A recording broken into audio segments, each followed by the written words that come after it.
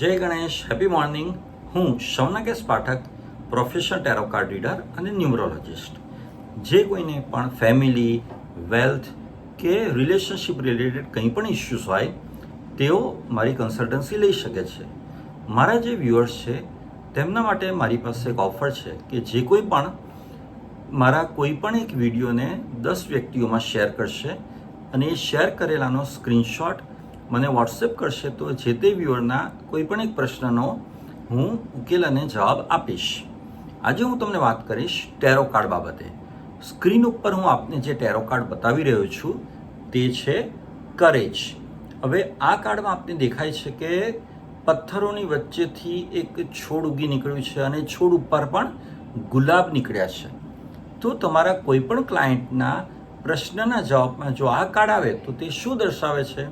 પહેલી વાત કે આ પોઝિટિવ કાર્ડ છે અને શું દર્શાવે છે કે ભાઈ જે પથ્થરો છે તે દર્શાવે છે કે તમારી લાઈફમાં બહુ જ ચેલેન્જીસ છે, બહુ જ અડચણો છે, પરંતુ તમારે તેમાંથી એક છોડની માફક, એક ફૂલની માફક ઉગી નીકળવાનું છે. એટલે બધી જ તમારી લાઈફની જે ચેલેન્જીસ છે તેને ધ્યાનમાં રાખી અને જેમ દિવસનો સૂર્ય ઉગે અને ઝળહળી ઉઠે તેમ તમારે પણ તમારી કારકિર્દીમાં, તમારા કાર્યમાં કે તમારી લાઈફમાં ઝળહળી ઉઠવાનું છે અને તમારે ખૂબ જ કરેજ રાખવાની જરૂર છે. તો તમે પથ્થરમાં પણ જાણે કે ફૂલ છોડ ઉગી નીકળે તે રીતે તમે વિકટ પરિસ્થિતિમાંથી પણ બહાર આવી અને ખીલી ઉઠશો.